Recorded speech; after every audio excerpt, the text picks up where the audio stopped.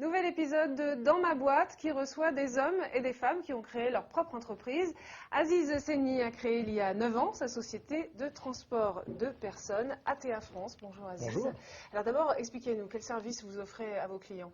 Alors ATA est une société de transport de personnes à la demande, une sorte de taxi collectif.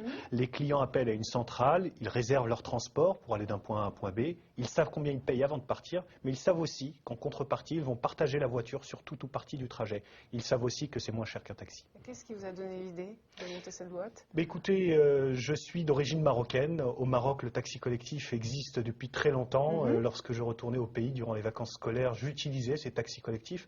Mais le déclencheur a été un reportage sur France 5, un reportage d'un monsieur qui assurait le transport de personnes âgées chez le dentiste, et ça se passait en Suède. Donc ATA, c'est un produit, une rencontre entre la Suède et le Maroc quelque part. Alors, pour donner quelques chiffres, vous avez une cinquantaine de salariés, un chiffre d'affaires de 3 millions d'euros. L'objectif, disons, à 3 ans, c'est Ce quoi? serait de multiplier le chiffre d'affaires par 5. Pour ça, nous venons d'ouvrir le capital d'ATA en intégrant deux grands patrons, entre autres Alain Joly, l'ancien président d'Air Liquide, et l'ancien président de Lafarge, M. Bertrand Collomb, qui ont investi, et j'ai pu lever 400 000 euros pour essayer d'atteindre cet objectif très ambitieux. Donc vous avez un réseau que vous avez pu activer, en fait. Un réseau que j'ai pu activer, un réseau que j'ai pu obtenir à force de beaucoup de travail.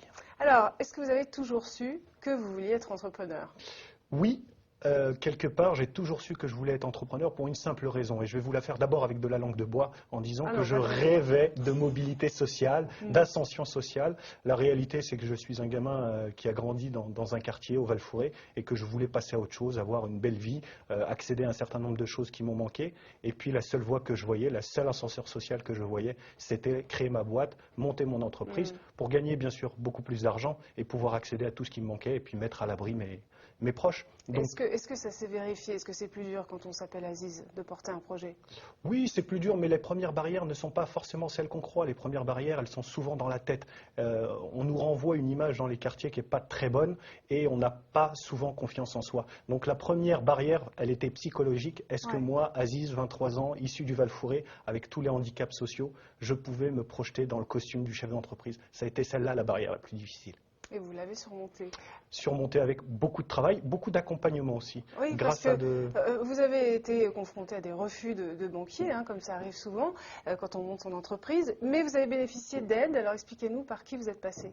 Alors, lorsqu'on crée son entreprise, on imagine et on essaye d'anticiper toutes les portes qui vont se fermer. On oublie souvent quand on est entrepreneur qu'il y a aussi beaucoup de gens qu'on va rencontrer, beaucoup de mains qui vont se tendre, beaucoup de portes qui vont s'ouvrir, et celles-là, on a du mal à les imaginer. Donc, s'il y a des entrepreneurs qui nous écoutent aujourd'hui, soyez aussi positifs, il y a des gens qui vont vous aider sur votre parcours. Moi, j'ai eu la chance de rencontrer des gens qui ont accepté de me parrainer, de me donner des coups de main. Bien évidemment, les portes qui se sont ouvertes étaient beaucoup moins nombreuses que les portes qui se sont fermées. Quelques exemples? J'ai été aidé par exemple par l'ADI, l'Association pour le droit à initiative économique, c'est le premier acteur du microcrédit en France. J'ai été aidé par les boutiques de gestion, qui est une association qui aide les entrepreneurs à créer leur entreprise. J'ai été aidé par des chambres de commerce qui m'ont prêté de l'argent sans caution. Donc il y a eu un certain nombre d'aides que j'ai pu découvrir. Elles sont parfois un peu confidentielles, il faut beaucoup de travail pour les trouver. Alors vous-même, vous aidez maintenant des jeunes entrepreneurs de moins de 35 ans. Comment est-ce que vous choisissez vos poulains? Alors d'abord, j'ai créé il y a quelques années une association qui s'appelle les Jeunes Entrepreneurs de France, devenue depuis Association nationale des jeunes entrepreneurs, l'association ANGE, pour aider, d'abord sensibiliser, aider à l'accompagnement, trouver des pistes de financement aux jeunes entrepreneurs, d'abord dans les quartiers. Parce que je trouve que cette voie est une bonne voie. On nous présente le salariat comme possibilité, on nous présente le fonctionnariat comme possibilité, c'est très bien, elles doivent être renforcées, mais il existe aussi cette voie du business, cette voie de la création d'entreprise. Et comment vous choisissez les projets que vous soutenez? Alors, ils viennent nous soutenir. On va aussi faire des interventions dans les écoles, dans les maisons de quartier. On va porter la bonne parole. On se considère un petit peu comme les VRP de la création d'entreprise dans les quartiers. D'accord. Et pour vous contacter? Il y a un site internet www.a-n-j-e.fr. Ange.fr.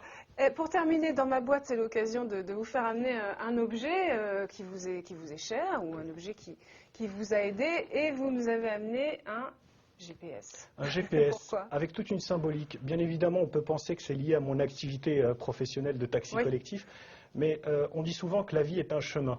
Et on a tous des objectifs, on a plusieurs chemins qu'on peut emprunter pour atteindre cet objectif. On peut le faire seul. ça prend parfois beaucoup plus de temps. C'est mieux quand on est accompagné et qu'on a peut-être parfois un parrain ou un mentor qui peut vous donner des conseils pour prendre le chemin le plus rapide. Donc un petit peu comme sur la route avec un GPS, on arrive plus souvent à l'heure avec ce type d'outil qu'en étant seul et en se débrouillant tout seul. Merci beaucoup Aziz Seni. On retrouvera un autre jeune entrepreneur la semaine prochaine.